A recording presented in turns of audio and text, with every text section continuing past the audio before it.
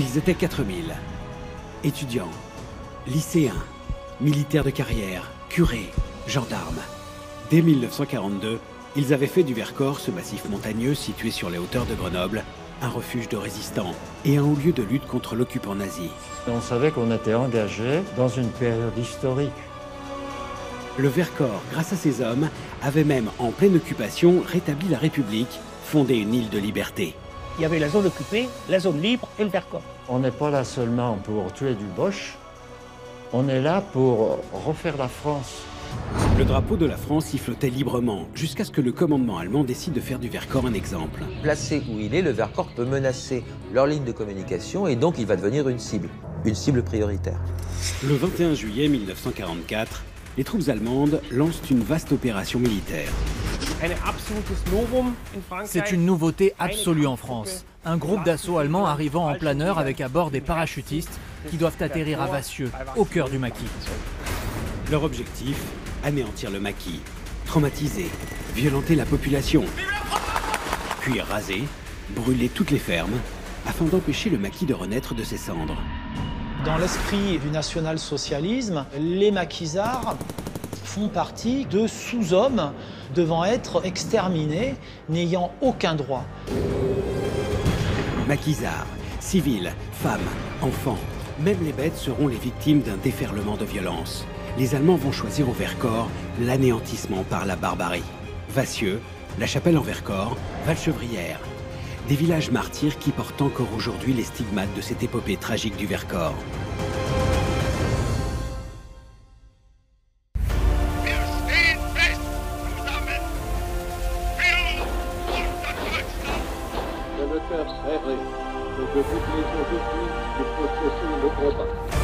Moi, général de Gaulle, j'invite tous les Français qui veulent rester libres à m'écouter et à me suivre.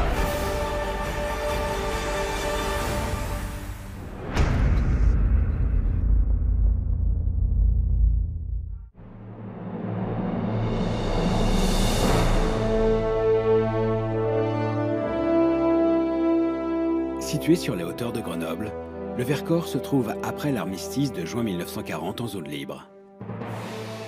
Un massif montagneux de 60 km de long sur 40 de large. Peu de routes, peu d'habitations, peu de soldats allemands. L'histoire du maquis du Vercors commence fin 1942, au moment où les Français, après 3 ans d'occupation, reprennent espoir. La capitulation de l'Allemagne nazie apparaît pour la première fois plausible, après ses défaites en Afrique du Nord et devant Stalingrad.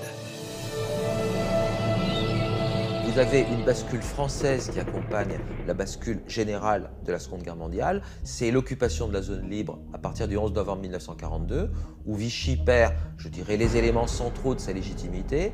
C'était un État préservé de l'occupation, il y a l'occupant, il y avait une armée de l'armistice, elle n'existe plus, il y avait une flotte, elle se saborde, il y avait un empire, il va basculer du côté de la dissidence après quelques mois de confusion. Donc globalement, la légitimité du régime de Vichy, ce qui lui restait de prestige, s'effondre de façon irréversible. L'Allemagne affronte ses premiers revers. Ses pertes sur le front russe sont colossales et elle a besoin de main-d'œuvre. Elle va imposer au régime de Vichy une grande campagne de recrutement. Tous les jeunes hommes en âge de travailler doivent partir en Allemagne. J'avais 21 ans. Lorsque j'ai reçu du gouvernement de Vichy un papier me disant que j'étais réquisitionné pour le service du travail obligatoire, le STO. J'ai donc décidé là de ne pas partir et de ne pas me soumettre. Donc ça voulait dire entrer dans la clandestinité. Alors c'est sûr que c'était plus facile à dire qu'à faire parce que rentrer dans la clandestinité, ça voulait dire sauter un peu dans l'inconnu. Pour échapper au STO, beaucoup cherchent des filières conduisant au maquis. L'une des plus connues dans la région de Grenoble est organisée par les francs-tireurs. Elle a des relais parmi les prêtres, comme l'abbé Pierre, curé de la cathédrale Notre-Dame de Grenoble. C'est comme si vous voyez un enfant qui va être écrasé par une voiture, ben, il faut le rattraper. C'était un peu ça. Donnant en cours.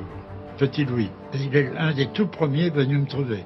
Et au confessionnal, il me dit, j'ai pas de péché à vous dire, mais je viens vous demander par où faut-il passer pour monter au maquis. Si le Vercors attire des réfractaires, C'est parce que ces montagnes et ces forêts constituent pour eux des abris rêvés. Beaucoup de jeunes sont de la région, mais certains viennent de très loin, comme Georges Carpentier, le Benjamin du Maquis, originaire de Louviers en Normandie. La filière nous avait dit, bon, vous allez à Mins, à la gendarmerie de Mins, vous vous adressez aux gendarmes et vous leur dites, on vient de la part de Charles. La part de Charles, pour nous, ça voulait rien dire, mais vraiment rien dire. On pensait même pas à Charles de Gaulle. Hein. J'arrive à la gendarmerie, je tombe sur un brave gendarme qui me dit qu'est-ce que vous voulez? Je lui dis, je viens de la part de Charles. Il dit, de Charles qui? De Charles quoi? Il n'y a pas de Charles ici. Je dis, je sais pas. Je viens de la part de Charles, moi c'est tout. Il paraît que c'est vous qui donnez la suite. Je dis, montez au maquis. Hein. Je lui dis, ça a l'air, oui, c'est un truc comme ça. Les jeunes maquisards sont orientés vers une dizaine de camps. Georges Carpentier se présente au camp numéro 6, situé au col de la Chaux sur les hauteurs de Vassieux-en-Vercors. Puis on m'a présenté au chef du camp qui m'a dit je veux pas savoir comment tu t'appelles, je veux simplement savoir quel âge tu as. Quand je lui ai dit j'ai 15 ans et quelque chose là, il m'a dit demi-tour, tu rentres chez toi. Et je lui ai dit mais j'habite en Normandie moi. Comment je fais pour rentrer chez moi? J'ai pas de papier, j'ai plus d'argent, j'ai rien du tout. Je dis je peux pas. Eh bien, il m'a dit bon écoute, tu restes, mais alors t'as pas 15 ans. Hein. T'en as au moins 16. Hein. Te voilà maquisard, te voilà apprenti cadavre, m'a-t-il dit. Durant les 6 premiers mois de l'année 1943, près de 400 réfractaires rejoignent ces camps. Au bout de 2 jours de marche, je suis arrivé dans un endroit où était implanté le camp, avec ma première impression, je le dis en passant, c'était une mauvaise impression parce que je m'étais imaginé dans ma naïveté que le camp était installé dans une ferme abandonnée, quoi, hein. Donc qui avait un certain confort. Et en fait non, c'était une bergerie abandonnée depuis longtemps, tout en longueur comme on trouve dans les alpages, étroite, sombre et tout. Il y aura 20 camps au total, faits d'hébergements de fortune. Ils ne seront qu'une trentaine d'hommes par camp qu'il faudra nourrir, habiller, ravitailler. En règle générale, tous ces camps sont situés à peu près de la même façon, c'est-à-dire à mi-distance entre la haute montagne, même si le Vercors n'est pas très haute altitude, et les villages. C'est-à-dire trop près des villages, c'est dangereux. Trop loin des villages, le fil nourricier qui doit relier les maquis à la population est rompu. Donc on se situe toujours dans une moyenne montagne humanisée et jamais en haute montagne. Les Allemands, qui n'ont aucune garnison dans le Vercors, ne vont pas tarder à être informés de la création de ce nouveau maquis. En particulier à l'état-major de la 157e division de réserve, basée à Grenoble, et commandée par le général Karl Pflaum. Les Allemands sont très vite bien informés sur les effectifs qui composent le maquis. Ils ont un très bon service de renseignement. Beaucoup d'informations remontent aussi grâce aux interrogatoires faits sur des prisonniers, et même en payant des informateurs. Mais les troupes allemandes décident de ne pas intervenir militairement, car ces camps très rudimentaires ne menacent pas pour l'instant leur sécurité. Ce qui va changer la donne, c'est un plan très ambitieux concocté dans cette maison de Sassenage, à 2 pas de Grenoble, et qui vise à faire du Vercors un haut lieu de la résistance. C'est un projet qui est initié par un homme qui est Pierre Dalloz, qui est un architecte parisien, qui fréquente la haute montagne depuis des années, qui est un excellent alpiniste, et qui, dans une conversation avec son ami, un autre écrivain parisien, Jean Prévost, dans la maison Dalloz aux côtes de Sassenage, a l'idée, donc entre décembre 1942 et janvier 1943, que le Vercors pourrait jouer un rôle stratégique. Si le Vercors peut d'après eux jouer un rôle stratégique, c'est parce qu'ils ont la conviction que les Alliés, qui ont depuis novembre 1942 repris pied en Afrique du Nord, s'apprêtent avec leurs troupes à débarquer dans le sud de la France. Dalloz a dit pourquoi ne pas utiliser le plateau du Vercors, derrière ces falaises, pour, en liaison avec un débarquement allié en Provence, accueillir des parachutistes alliés et attaquer les communications allemandes sur la vallée du Rhône, sur la route des Grandes Alpes et sur les routes qui mènent en Italie. Tout est là. Les auteurs du projet vont ensuite tout faire pour transmettre leur plan aux responsables de la résistance locale, puis nationale. Il est transmis à Yves Farge, qui est un résistant journaliste au Progrès de Lyon. Par Farge, le projet va arriver dans les mains du général de Lestrin, auquel de Gaulle a confié l'organisation de l'armée secrète. Se rendent dans un bureau vide. Pierre Dalloz expose son plan. Il a des cartes, il a des photos. Le général de Lestrin est enthousiasmé par ce projet et il leur dit quelque chose de très important. Il leur dit « Ce projet doit rester à un plan national et militaire ». Et c'est à ce moment-là qu'il ajoute « On l'appellera plan montagnard ». Et par de Lestrin, il va être porté à Londres où de Gaulle va donner le feu vert. Et bien sûr, les Britanniques sont au courant, on le sait aujourd'hui, puisque rien n'échappe au regard des Britanniques, au contrôle des Britanniques, à l'aide des Britanniques, sans laquelle rien sans doute n'aurait pu être fait. Winston Churchill, en personne, s'intéresse à ce plan montagnard. Car le Vercors peut devenir une base avancée, utile à son plan de reconquête de l'Europe. Churchill ne voulait pas de débarquement en Normandie. Ce qu'il voulait, c'était percer par les cols italiens vers la Savoie et utiliser la route qui longe Genève. Et dans cette stratégie, la position du Vercors était cruciale. Mais Churchill n'est pas le seul à avoir mesuré la place stratégique du Vercors. Les Allemands, qui savent un débarquement imminent, commencent à surveiller de plus en plus près cette région qui peut menacer leur voie de communication. D'abord, le Vercors se trouve juste au-dessus de Grenoble, une ville très importante, où les Allemands ne veulent surtout pas voir descendre les résistants. Ce serait très dangereux pour eux, car ils y ont beaucoup de garnisons. Deuxièmement, au pied du Vercors passent toutes les grandes voies de communication vers l'Italie. Et troisièmement, la vallée du Rhône, qui n'est pas loin non plus du Vercors, est le principal accès vers le sud de la France. 2 semaines seulement après son arrivée à Londres, le général Delestraint envoie au Vercors un message codé. Ici, Londres. Les Français parlent aux Français. À ce moment-là, ils font passer dans les messages personnels. Les montagnards doivent continuer à graver les cimes. Message qui indique à Pierre Dalloz et à ses compagnons de résistance que le projet a été accepté et qu'il faut foncer. Le plan montagnard validé, Dalloz et Prévost vont aller chercher l'appui de militaires de carrière pour mettre ce qu'ils ont conçu sur le papier à exécution. Dès cet instant, le maquis se militarise. Fantassins, chasseurs alpins, les soldats de métier prennent le commandement des camps de réfractaires, comme le C3 d'Autran où se trouve Marc Serratrice. À 7 h du matin, c'était tout le monde debout là-dedans. Après, on avait ce qu'on appelait une demi-heure de décrassage. Hein, c'était un peu de la... Bon, certaines gymnastiques, footing. Après quoi, donc, on partait au corvée qui durait toute la matinée. C'était aller chercher l'eau quand même à une demi-heure, donc 1 heure aller-retour à une source. C'était aller chercher le ravitaillement à l'orée d'Autran. Ça voulait dire la demi-journée de marche. Les maquisards doivent pouvoir vivre en autosuffisance, d'où les heures réservées aux corvées de ravitaillement, ce qui ne laisse que peu de temps pour l'entraînement militaire. La malchance pour les armes, c'est qu'il n'y en avait pas. Alors, on faisait du maniement d'armes, je dirais, un petit peu à tour de rôle, du 1-2, on apprenait à marcher au pas, on faisait des corvées, enfin bon, c'était supportable, hein, très supportable, d'autant plus qu'il commençait à faire beau en montagne, bon, c'était très bien.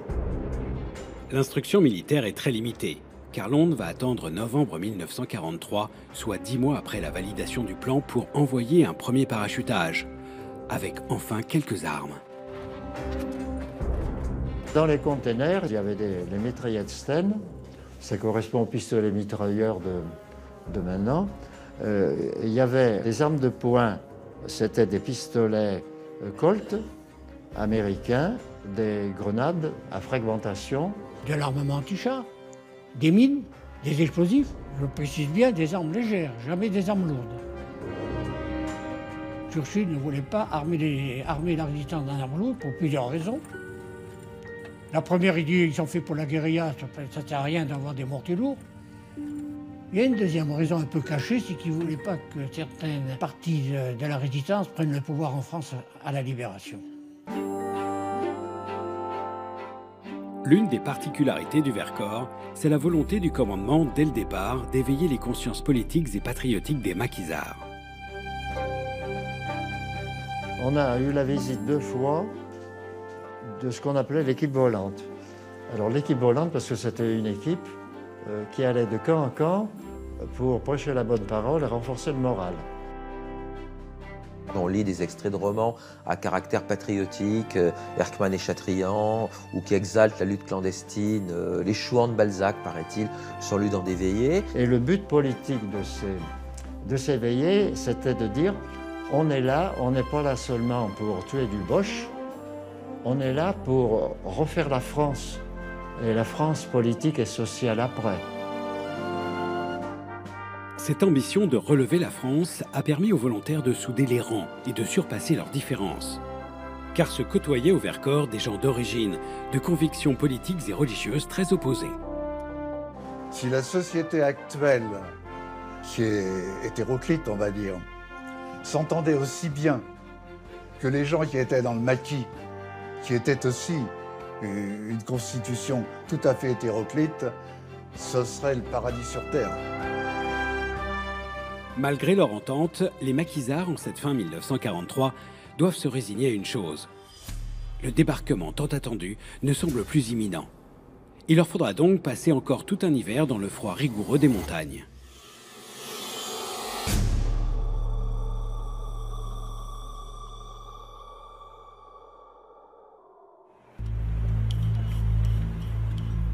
Début 1944.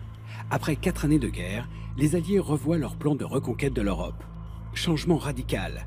Le Vercors n'apparaît, dans les états-majors, plus comme une zone stratégique prioritaire.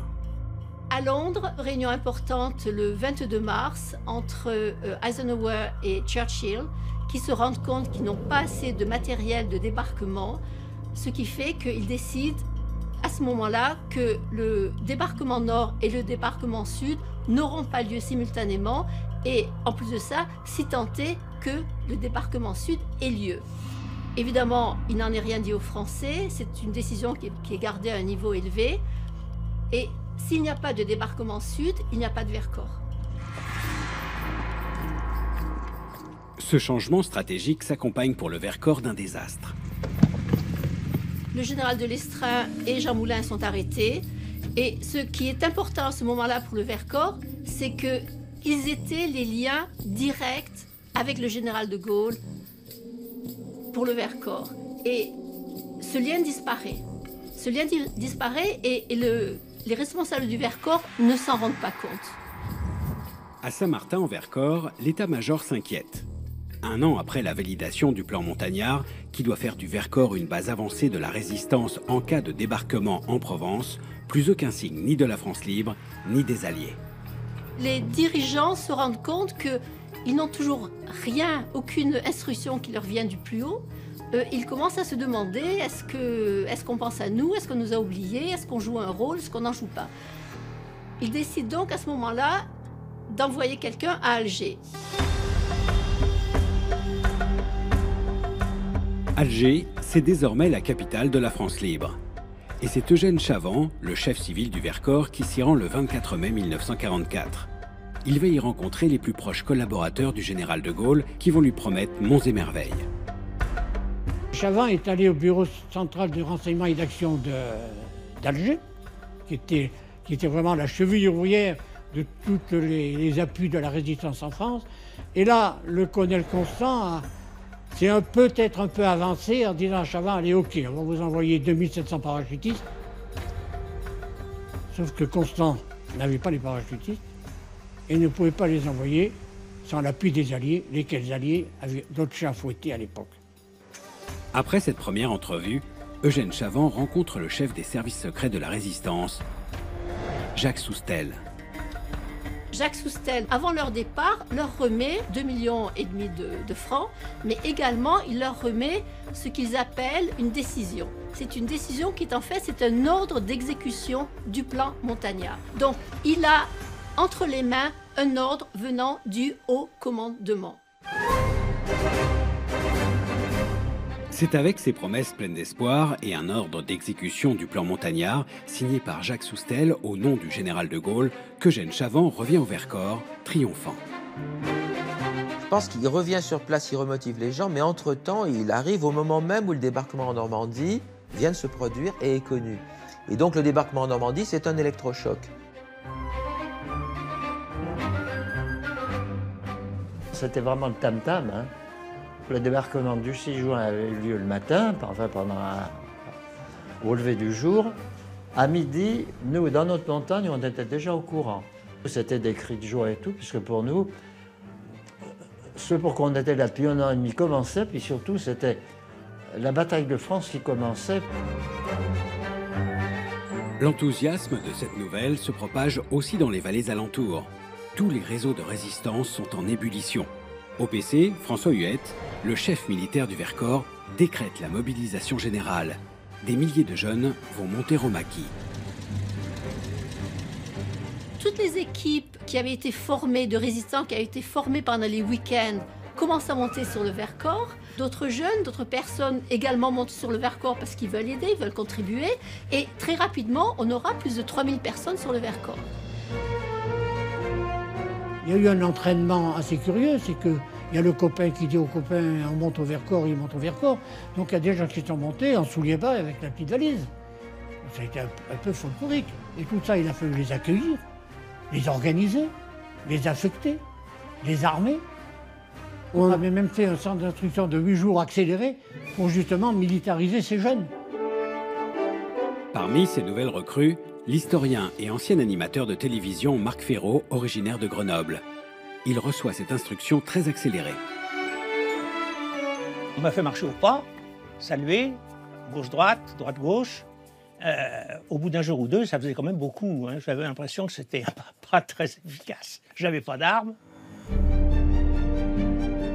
La montée au maquis, souvent par les routes, avec peu de discrétion de milliers d'hommes, inquiète l'état-major du Vercors, mais aussi les chefs de la France libre qui ont été informés. Le 10 juin de Londres, le général Koenig, qui coordonne les actions de la résistance, demande même de freiner au maximum cet afflux. Koenig va donner très tôt d'ailleurs des consignes de prudence, de démobilisation. Le problème, c'est quand vous avez fait monter plusieurs milliers de personnes, et que d'ailleurs sur ces plusieurs milliers, beaucoup sont montés spontanément, il est très difficile de les faire redescendre. Et le fait que ces gens soient rentrés grand nombre, évidemment, va attirer l'attention des Allemands, qui vont commencer à se dire que, placé où il est, le Vercors peut menacer leur ligne de communication, et donc il va devenir une cible prioritaire. À peine une semaine après le débarquement, le commandement allemand de la zone sud, dirigé par le général Niehoff, décide de lancer une attaque contre le Vercors. Il veut à la fois tester le dispositif du maquis, mais surtout déloger les maquisards des points les plus proches de Grenoble, où sont stationnées les troupes allemandes. Il lance une première opération le 13 juin contre Saint-Nizier, qui est un semi-échec pour eux, c'est-à-dire qu'ils testent le terrain, ils se rendent compte qu'il y a une résistance beaucoup plus dure qu'ils ne laissent compter. Donc ils font demi-tour, ils reviennent 2 jours après le 15 juin avec des effectifs beaucoup plus importants et des moyens plus importants. Le 14 juin, la compagnie de Marc Serratrice reçoit l'ordre de venir renforcer Saint-Nizier.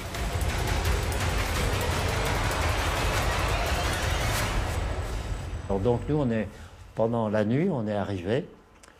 Et j'avoue, on avait un petit quelque chose, hein, parce qu'on avait entendu on entendait les gorges la bataille, là sur Saint-Nizier.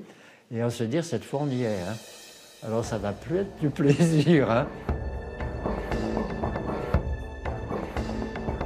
C'est sur le coup de 5 heures du matin que les Allemands ont lancé l'attaque. Et ils nous ont attaqués sur tous les 3 kilomètres, hein, avec tirs de mortier, mitrailleuses, etc. À 10 heures du matin, on a reçu l'ordre de nous replier en combattant parce que les Allemands avaient réussi à perforer notre défense au centre, à déborder et le commandant ne voulait surtout pas que le gros de ses troupes soit encerclé, quoi. En perdant Saint-Nizier, le maquis perd aussi les accès à Grenoble, Villard-de-Lans et la plaine de Lens. Les maquisards reculent sur une deuxième ligne de défense, mais gardent le contrôle de toute la zone sud. C'est pourtant après cette défaite que le Vercors va connaître une parenthèse de liberté inédite. 15 jours après Saint-Nizier, le 3 juillet 1944, devant le PC de Saint-Martin en Vercors, une prise d'armes inaugure pour le Vercors une nouvelle ère. Eh bien, on proclame le renouveau de la République française dans le Vercors, ce qui veut dire, 1, qu'on pavoise de tricolore, 2, que l'on abolit les lois et les règlements de Vichy, et 3, que l'on reconnaît comme seule autorité le gouvernement présidé par le général de Gaulle et qui est localisé à Alger. Il y avait en France 3 zones. Il y avait la zone occupée, la zone libre et le Vercors. Je veux dire que c'était pas la fête, mais il y avait des drapeaux bleu, blanc, rouge, il y avait des affiches de la République, et les gens se baladaient, enfin, c'était vraiment une autre vie. Et c'était marqué République française. Ça a été vraiment une île de liberté au milieu de la zone occupée. Un vent d'euphorie souffle sur le massif, renforcé par le parachutage de quelques unités alliées, dont le commando américain baptisé O.J. Justin, venu entre autres initier les Français au maniement d'une arme révolutionnaire, le bazooka. On a eu des commandos alliés de 15 ou 20 instructeurs qui ont été parachutés. Commandos américains, anglais, français. Donc on se disait, s'ils font ça, c'est que le gros va arriver derrière. Alors au début, on était assez optimistes.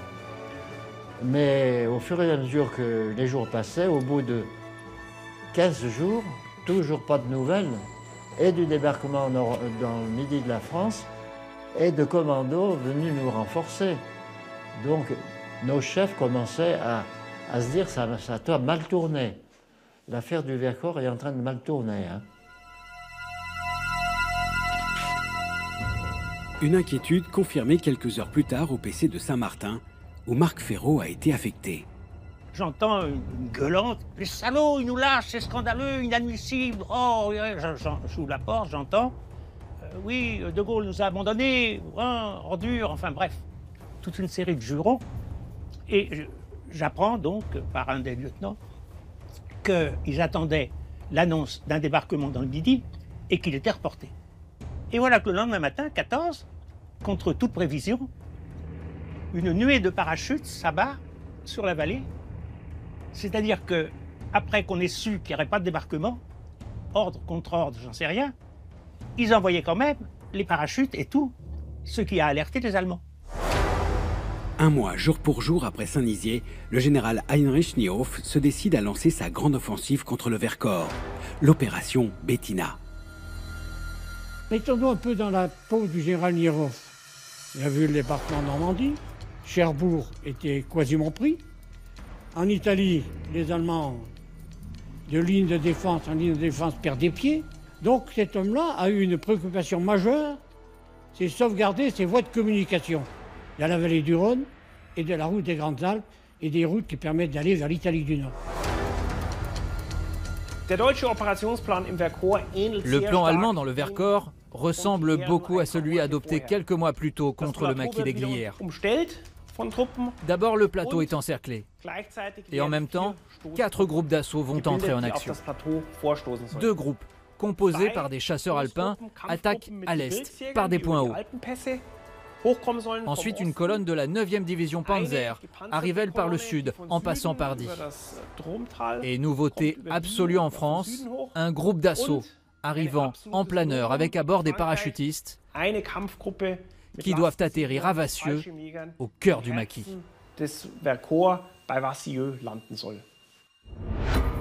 Objectif prioritaire du plan, s'emparer de Vassieux en Vercors, où les Allemands ont repéré la construction d'un important terrain d'aviation.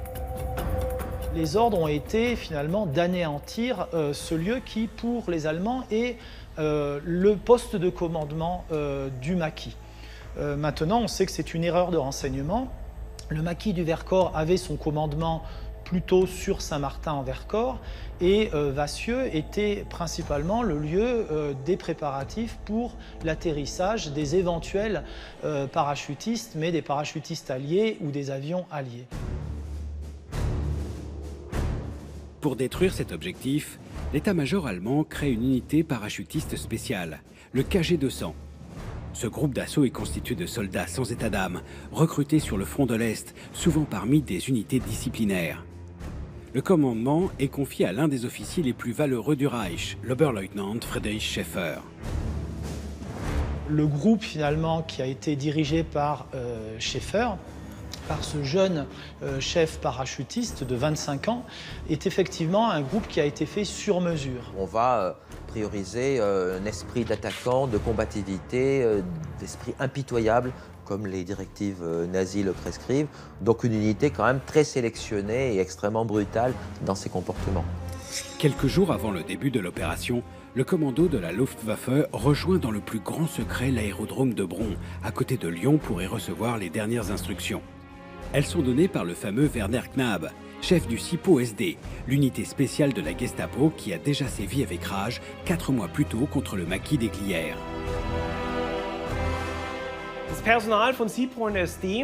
Les membres de cette unité de la Gestapo, qu'on appelait le SIPO-SD, ont souvent combattu sur le front de l'Est. Beaucoup se sont livrés à des exécutions de masse contre des juifs ou des civils. Knabe, par exemple, a appartenu à l'Einsatzgruppe C, qui a été responsable à Kiev d'exactions contre des maquisards, des civils et des juifs.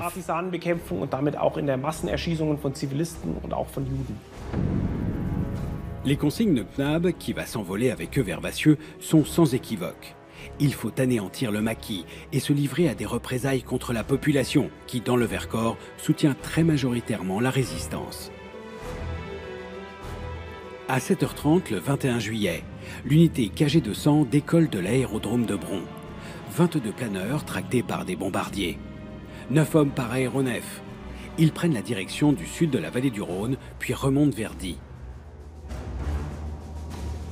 Vers 8h20, les planeurs sont détachés pour foncer vers leur objectif, Vassieux. Posté sur les hauteurs sud de Vassieux, Georges Carpentier assiste à la scène. On a certainement été les premiers à voir les avions et les planeurs, mais on n'avait même pas de tam-tam pour prévenir les copains que le danger était là. Paul Wolfram, 21 ans à l'époque, était lui à Vassieux.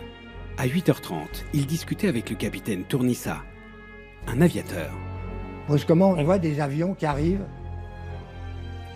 tirant des planeurs. Alors on s'est dit, tiens, ça y est, c'est les fameux parachutistes américains qui étaient annoncés qui arrivent.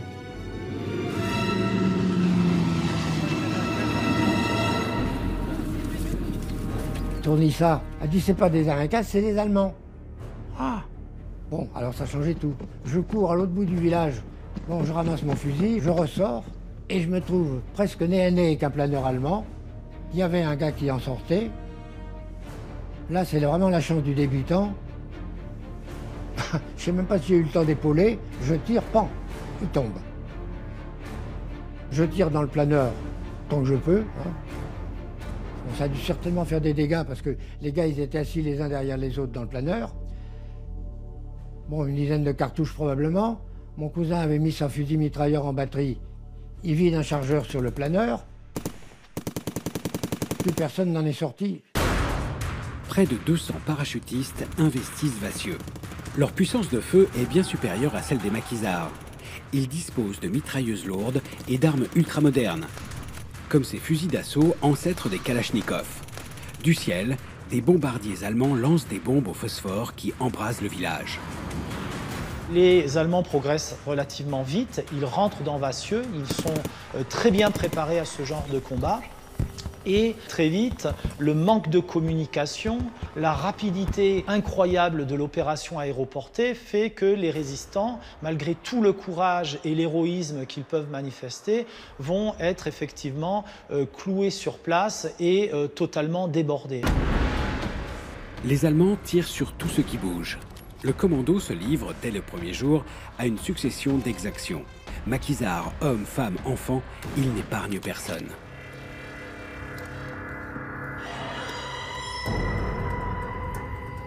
Dans l'esprit du national-socialisme, les maquisards font partie, comme le dira Anielov, de sous-hommes devant être exterminés, n'ayant aucun droit. Et les civils qui osent les soutenir, osent les aider, subiront finalement le même sort. Dans l'après-midi, les maquisards lancent une contre-offensive. Mais les Allemands, qui ont pris position au point stratégique du village, les attendent de pied ferme. Une contre-attaque va avoir lieu dans la matinée. Et face à des Allemands dotés d'armes extrêmement performantes et modernes, les résistants vont pratiquement mourir les armes à la main.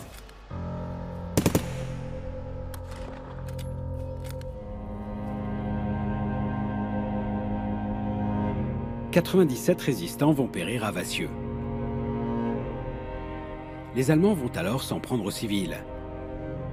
La plupart ont quitté leur ferme en feu pour trouver refuge dans des grottes nombreuses aux alentours de Vassieux. Mais les hommes de l'Oberleutnant Schäfer ont reçu l'ordre de passer au crible toutes les caches possibles, y compris à la grenade.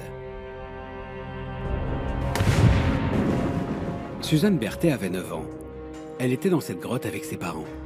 Quelques heures après avoir été blessée par un éclat de grenade, elle aperçoit une nouvelle colonne du commando nazi. Ils nous ont vus et ils sont venus vers nous. Ils nous ont fait sortir de la grotte, les femmes à droite, les hommes à gauche. Et ils ont fusillé mon père. Sans rien demander de plus. Devant nous. Au soir du 21 juillet, le sort de Vassieux est scellé. 72 civils seront massacrés, la quasi-totalité du village est incendiée. Une tragédie qui a pourtant failli être évitée. C'est ce que révèle aujourd'hui l'ancien militaire et homme politique Paddy Ashton, qui a eu accès aux archives britanniques. Je suis aujourd'hui certain que le plan allié était d'atterrir avec des planeurs à Vassieux 24 heures après. Et la raison pour laquelle ils ne l'ont pas fait, c'est parce que le temps a tourné à l'orage. Et il n'y a eu qu'une courte fenêtre météo pour pouvoir envoyer des parachutistes. Mais les météorologues allemands ont aussi vu cette fenêtre. Et comme leurs troupes étaient plus près, ils ont pu prendre l'avantage et envoyer une deuxième vague de paras, alors que les Alliés, qui étaient en Afrique du Nord, n'ont pas eu le temps de bouger. C'est une tragédie qui aurait pu être évitée de justesse.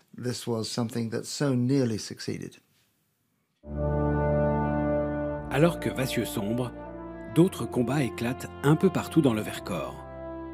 73 ans après, témoignage encore poignant de la brutalité nazie, les ruines du village de Valchevrières, lieu de sacrifice du lieutenant Chabal, qui reçut avec ses hommes la mission de tenir l'un des seuls points de passage vers le Vercors central, les autres routes ayant été détruites.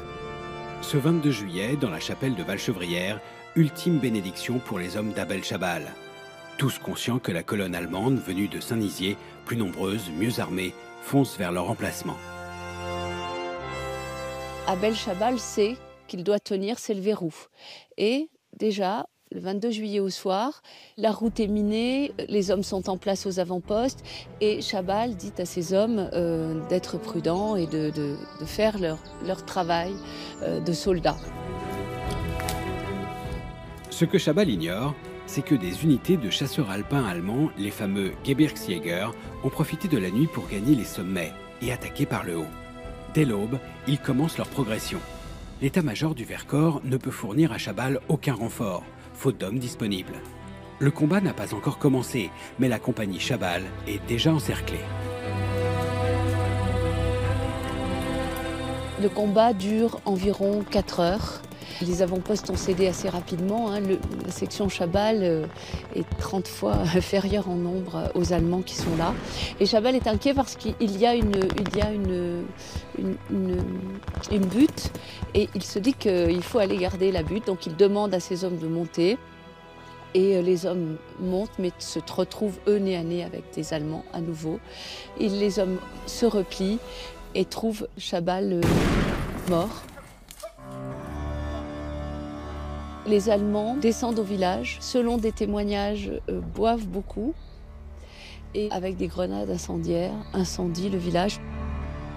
Le hameau n'est plus habité, mais les chasseurs alpins allemands ont choisi de brûler chaque maison afin d'empêcher que les maquisards y trouvent refuge. La chapelle a été épargnée parce que le commandant des troupes nazies aurait été un fervent croyant. et aurait demandé à ses hommes de ne pas incendier la chapelle. Seule couleur ajoutée de nos jours, au milieu de ces pierres noircies par le feu, le bleu, le blanc et le rouge, là où le lieutenant Chabal est mort ce 22 juillet 1944.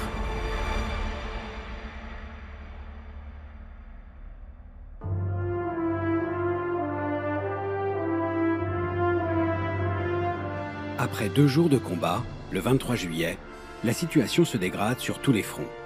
860 maquisards sont morts les armes à la main. Au PC, François Huette ordonne la dispersion. Tous les résistants qui le peuvent vont trouver refuge dans les forêts, à l'abri des Allemands, mais sans aucun moyen de ravitaillement.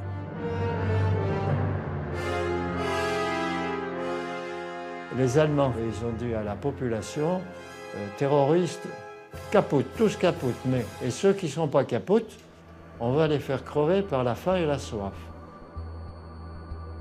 Là, il doit en baver, là, hein. Parce qu'il n'y a pas beaucoup d'eau dans le Vercors. L'eau est rare dans le Vercors. Il y a beaucoup d'eau dans le sous-sol, mais les sources sont rares. Et les Allemands, qui ne sont pas des imbéciles, ont commencé à contrôler les sources. C'était de bonne guerre, hein.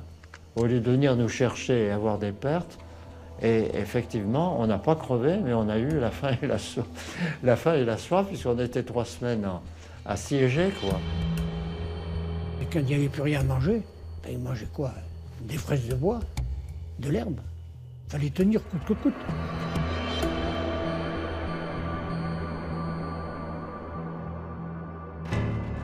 Les combats ont cessé, mais l'armée du Reich se livre à une chasse à l'homme sans merci. Le 25 juillet, dans le village de la Chapelle en Vercors, les paras de l'Oberleutnant Schäfer fusillent sur ce mur 16 hommes du village, choisis au hasard.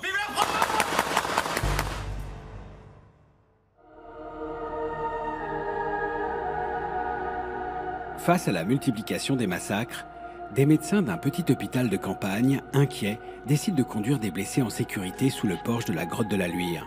Une quarantaine de malades, des maquisards, des civils, mais aussi 4 soldats de la Wehrmacht, veillés par 3 médecins dont le docteur Fischer, des infirmières comme Odette Malossan et un aumônier, le père Yves de Moncheuil.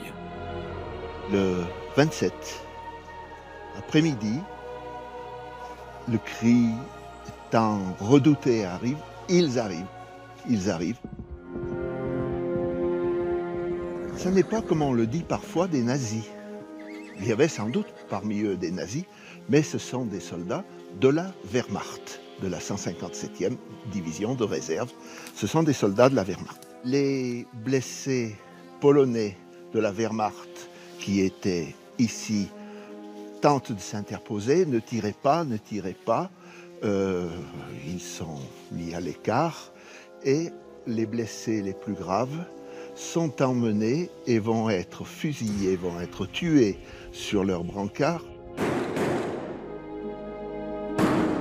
Quant aux médecins et à l'aumônier, ils vont être déportés au polygone de Grenoble.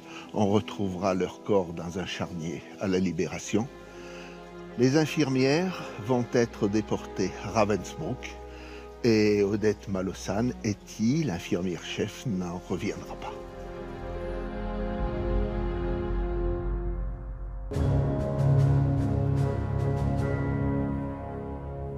Le 11 août, 20 jours après le début des combats, une équipe de la Croix-Rouge profite du repli de l'armée allemande vers les vallées pour monter à Vassieux. Ils découvrent un village détruit à 97%.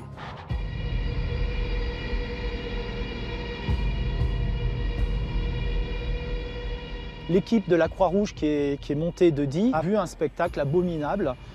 Dans les champs, les cadavres étaient depuis 3 semaines à l'air libre et surtout, on a pu constater sur place des actes de torture, en particulier les pendus de la mur, 2 résistants qui ont été pendus selon un système assez diabolique, puisque chacun pendait l'autre au fur et à mesure. Cette pendaison a dû durer peut-être plus d'1 heure de souffrance et d'agonie. C'est pour ces atrocités que le Vercors est aussi entré dans la légende noire des exactions du Reich. Longtemps, habitants, historiens ont cherché à comprendre pourquoi l'armée allemande avait fait preuve ici de tant de barbarie. Beaucoup de facteurs peuvent expliquer la radicalisation allemande dans la lutte contre la résistance. Mais l'une des explications plus certaines, c'est la hausse massive du nombre de tués allemands par le fait des maquisards. Entre janvier et début juin 1944, la 157e division de réserve a eu 30 tués ou blessés par le fait de résistants. Dans les mois qui ont suivi, entre juin et août 1944, la même unité a eu 650 pertes, 133 tués et près de 100 disparus. 3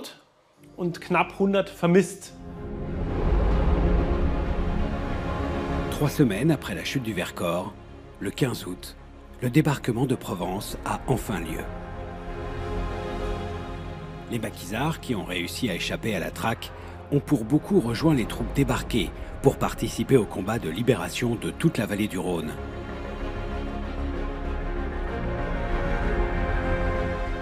Début septembre, le bataillon du Vercors réuni défile même à Lyon, place Bellecour.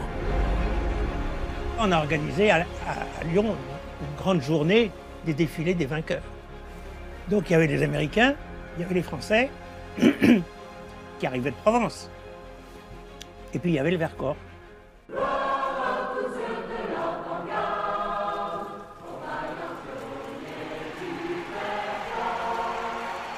Les Français étaient fiers de voir des maquisards, parce que qui pour eux avaient un peu sauvé l'honneur, sauvé l'honneur de la France en se battant. Donc on nous a fait défiler, et pour faire croire qu'on était plus nombreux qu'on était nombreux, au principe, on a défilé 1 fois, 2 fois, 3 fois, 4 fois.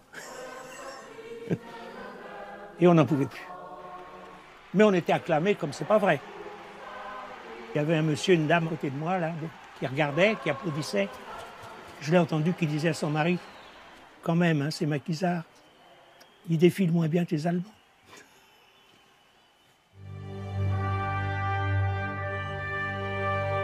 Mais une question lancinante ne quitte pas ces survivants de la tragédie. Pourquoi les parachutistes prévus par la France libre ne sont jamais arrivés? Le Vercors a-t-il été trahi, oublié, sacrifié? Quand le Vercors a été trahi, c'est un mot très fort, trahi, mais c'est celui qu'il faut employer. Parce que la promesse qui leur a été faite par les Alliés, et en particulier par De Gaulle, n'a pas été tenue. Ils n'ont jamais eu les renforts. Et la raison pour laquelle ils n'ont pas été renforcés, c'est parce que pour De Gaulle, d'un point de vue politique, il privilégiait un autre plan, le plan Caïman. Avec ce plan, l'armée française devait s'emparer de tout le Massif central. C'était le moyen pour lui que la France joue un rôle plus important dans la libération de son propre pays. Et en termes politiques, pour restaurer le prestige et la fierté de la France, c'était un très bon projet, même si militairement, sa décision s'est avérée terrible pour le Vercors.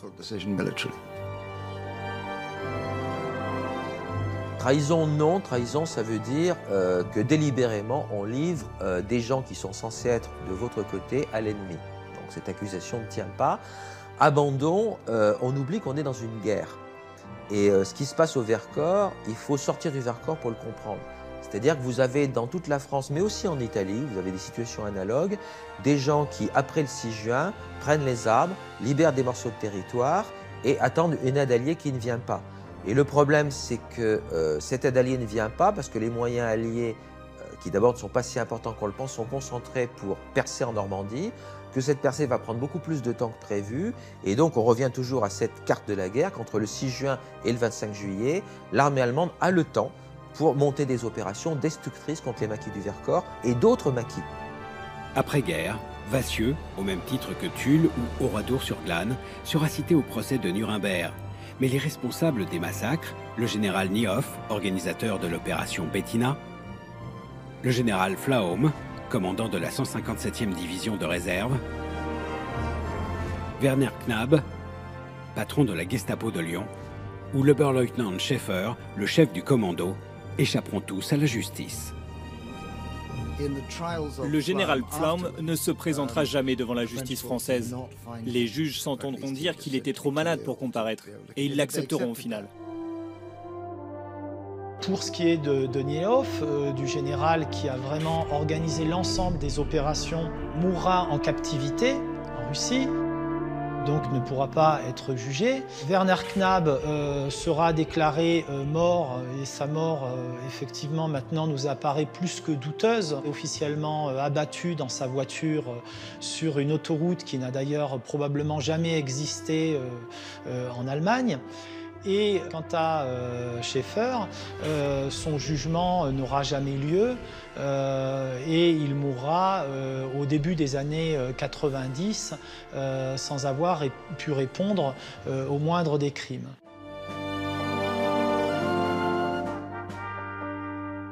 Chaque année, tous les 21 juillet, Vassieux, devenu l'une des 5 communes compagnons de la Libération, se souvient.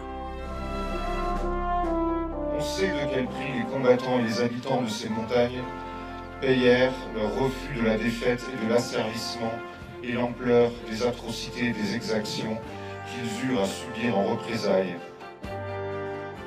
Anciens maquisards et rescapés honorent la mémoire de tous ces martyrs du Vercors. 639 résistants et 201 civils, dont des familles entières, victimes de la barbarie nazie.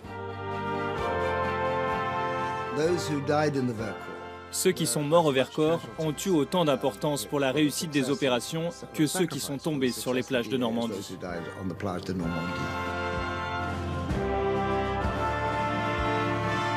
Aucun acte héroïque n'est jamais perdu. Leur désintéressement était absolu, mais il faut absolument dire à leurs proches, à leurs familles, que ça n'a pas été pour rien.